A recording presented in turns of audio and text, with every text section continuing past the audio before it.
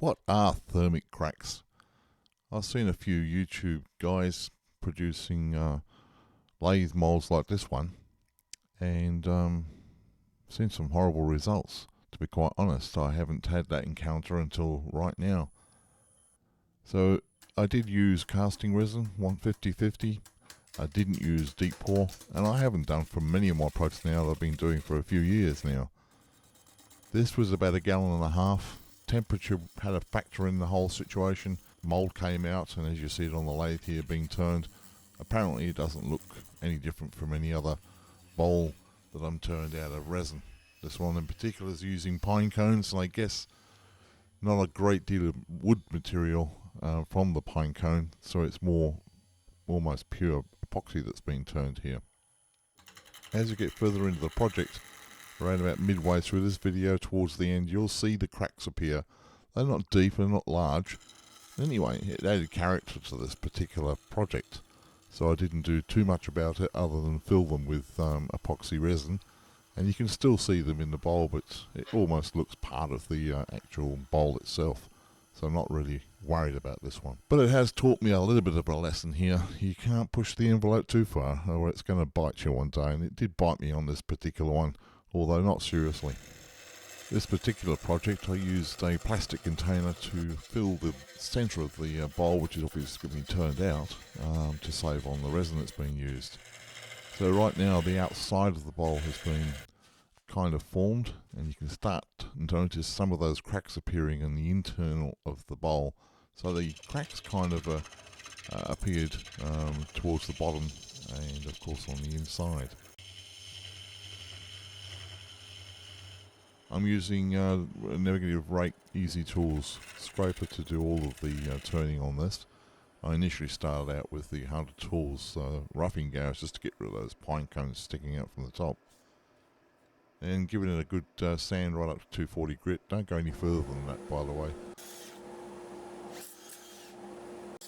Applying here Total Boats penetrating epoxy as the first coat, just to get the pieces of pine cones wood sealed off. I'll use that cardboard box, by the way, just to get the dust out of the shop from penetrating on this epoxy. Didn't want any sawdust adhering to that. Now I did sand off a little bit of that penetrating epoxy, just up to 240 grit again, just so the next coat of finishing is has purchase. Using the alcohol to get rid of every last speck of dust out of the hooks and crevices, particularly as there's cracks inside this. You can see there actually, there's one giant sized crack, and this one's further down. Some of these cracks actually go all the way through, but not to the edge of the bowl, so it doesn't damage the integrity of the bowl at all. It's just they need to be filled, which I did with the finishing epoxy, as you'll see in a second. So this is the first coat. I have learnt a little bit of a trick here in once applying the first coat, allowing something like maybe 3 to 4 hours so the first coat goes tacky, and then immediately apply a second coat. And this works real treat, particularly when we've got these cracks to be covered up. Obviously the finish is a lot thicker finish than you would normally have with just one coat, but it certainly comes out a treat. Now this 24-inch DIY pressure chuck with foam covering, it's an ideal piece to hold bowls in a position in conjunction with the tailstock, of course. So removing the foot here, I did actually use a small saw to take off the majority of that foot so it can be used again. So the idea here is to make sure that there's a little bit of a hollow on the bottom of the bowl, and as you'll see in a few seconds, the bottom of the bowl is covered up with UV resin. Don't mind saying so myself, this has come out to be a stunning bowl.